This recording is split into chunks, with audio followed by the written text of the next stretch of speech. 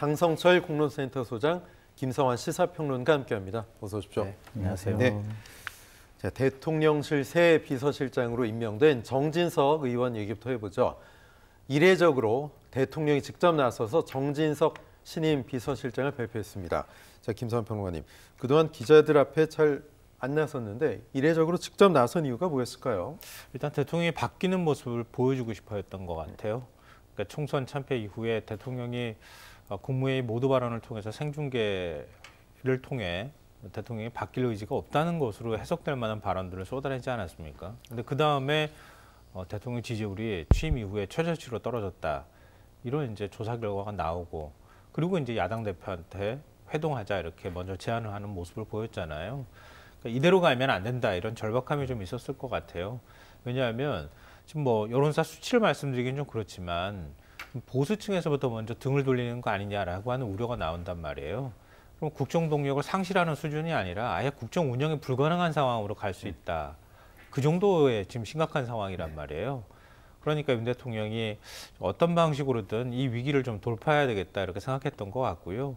그런 면에서는 지난번에 이제 그 국무회의 모두 발언에 했던 것처럼 국정 방향은 옳지만 세심한 부분, 그러니까 세세한 부분이나 소통이나 이런 부분에 있어서 문제가 좀 있었다, 이런 인식을 가지고 있었기 때문에 아마 그런 면에서는 좀 대통령이 직접 비서실장 인선을 발표하고 또 설명하는 이런 파격적인 모습을 보여줄 필요가 있었다라고 판단했던 것으로 보입니다. 네, 정진석 의원은 소위 뭐 윤핵관, 찐윤까지는 아니어도 친윤계 인사로 분류되는 그런 분인데, 여권 일각에서는 정 의원이 대통령과 당의 가교 역할을 할 것으로 기대한다, 이런 얘기를 하고 있는데, 장 소장님 생각 어떠세요? 가교가 아니라 당에 대한 장악력을 대통령께서 놓지 않겠다라는 강력한 의지의 표현이다라고 말씀을 드리고 싶습니다.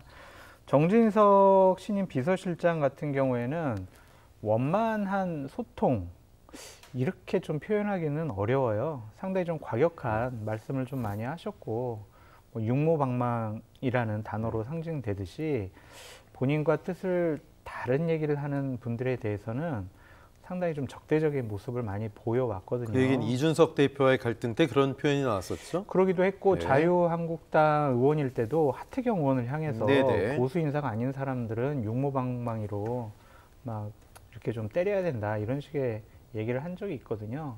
그러니까 그것이 맞는 것이냐. 그리고 정진석 비서실장 같은 경우에 2022년 12월 달에 그 비대위원장을 할 때 연탄 봉사하러 갔었거든요. 네. 추운 데서 떨고 계시는 서민들에게 연탄 봉사로 갔단 말이에요. 그때 희대의 망언을 했어요. 아유, 겨울에는 날씨가 추워야 마시지, 이런 얘기를 했거든요. 과연 이런 분이 민심을 제대로 전달하는 비서실장 역할을 제대로 할 수 있을까? 본인 얘기를 하셨거든요. 국민의 눈높이에 객관적인 관점에서 조언하겠다, 이런 얘기를 하셨는데, 이번에 지난 시절의 의정활동을 보면 과연 그것이 가능할까라는 좀 생각이 들고, 솔직히 저는 국민의힘을 이렇게 망친, 국민에게 버림받고 국민의 민심으로부터 상당히 동떨어진 정당이 되는데 가장 큰 책임이 있다라고 좀 생각을 하고 있습니다. 이준석 당대표를 쫓아내고 나서 비대위원장이 되고 났을 때 전당대회에서 당대표와 지도부를 뽑는데 네. 당원 100%로 당원 당규 룰을 개정을 했어요. 그것은 결정적인 좀 패착이라고 생각이 들거든요. 이번에 당선된 분 많은 분들이 전당대회 룰을 바꿔야 된다라고 지금 얘기를 하고 있잖아요.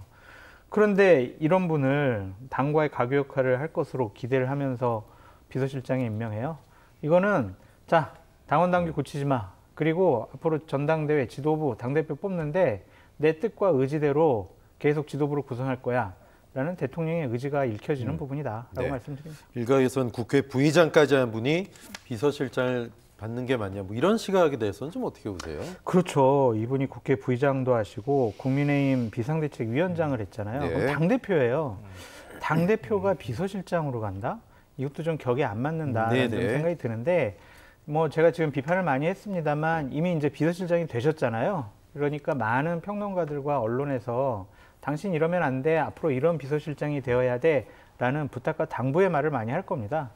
과거의 것들은 좀 잊어버리시고 앞으로 정말 대통령과 당과 대통령과 국민들 간 소통과 여러 가지 좀 얘기를 나누는 데 있어서 중요한 브릿지 같은 역할을 해주길 바란다라고 말씀드립니다. 네.